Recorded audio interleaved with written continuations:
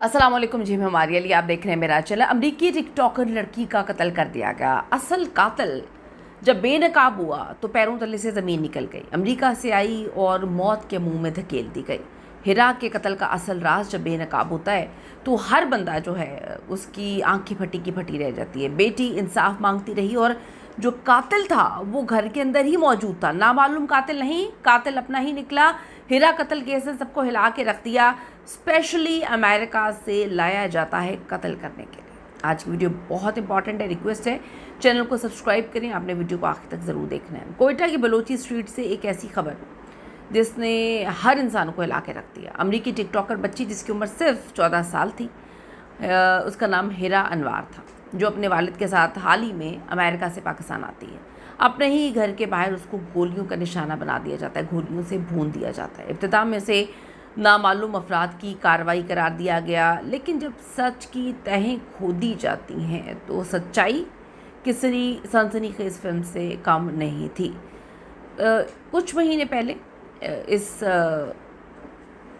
America से बच्ची जो है सरतरीन मौसम में आती है, जब हिरा अपने वालिद अनवारुल हक के हमरा अपने मामू के घर से निकलती है। अमेरिका से कुछ टाइम पहले ही आई होती है।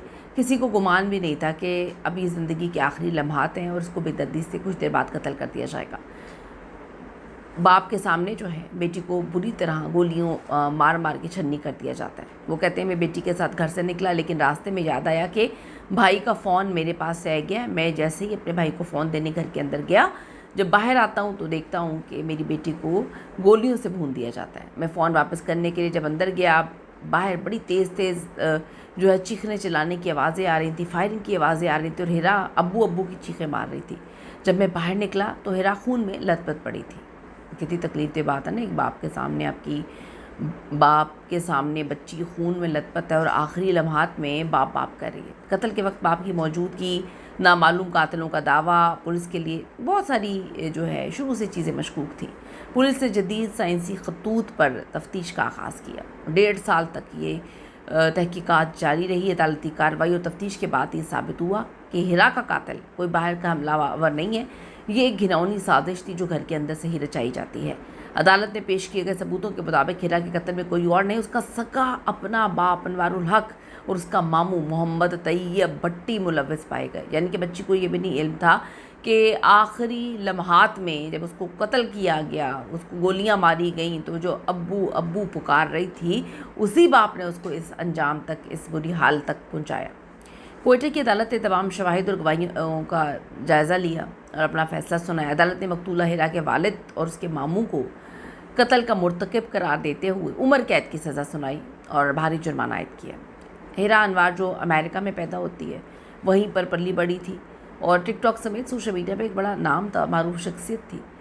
अब आप ये देखें कि किस तरह से वो पाकिस्तान आई, उसे धोखे से पाकिस्तान लाया गया और चंद रोज़ बाद लाहौर के क़याम के बाद कोयटा लेकर जाते हैं। किसी को क्या मालूम था कि जिस बाप पर उसने अंधा एतबार किया है, वो परदेश से अपनी मट्टी आई, वहीं उसकी ज़िंदगी का इख्तिताम होगा और उसे मरवाने वाला कोई और नहीं, उसका सगा बाप होगा। ये केस ना सिर्फ कानून की बालादस्ती की एक मिसाल है, बल्कि ख़ानदानों के लिए एक बहुत बड़ा सवाल ये निशान है, जहाँ ख़ानदानियाना गैरत के नाम पर मासूम जानें जो हैं वो कुर्बान कर दी जाती हैं। 14 साल की माइनर बच्ची अपने ख्वाबों के साथ अमेरिका से आई और आज इंसाफ तो पा गई, मगर उसका बेदर्दी से कत्ल हमारे ऊपर, हमारे रवैयों पर एक सवाल जो है खड़ा करता है। बहुत तकलीफ दे बात है, यकीन करें, दिल खून के आंसू रोता है कि मासूम बच्ची जो है उसका क्या कसूर था कि सगे बाप ने उसे बेदर्दी से कत्ल करवा दिया। अपनी कीमती राय ज़रूर दीजिएगा कि जब बाहर के मुल्कों में रहते हैं क्यों इतना आसान समझते हैं कि पाकिस्तान लेकर आएंगे तो यहाँ पे कत्ल करना बहुत आसान है। क्यों बाहर से बच्चों को सवन अब्बास के वालिदैन इटली से बच्ची को कत्ल करके पाकिस्तान भाग गए। बहुत सारे वालिदैन दूसरे ममालिक से बच्चों को पाकिस्तान लेकर आते हैं कत्ल करने के लिए। इस पर आपकी क्या ओपिनियन है? कीमती राय ज़रूर दीजिएगा, चुप ना बैठिएगा, ज़रूर लिखिएगा। See you in the next video. अल्लाह के बाद।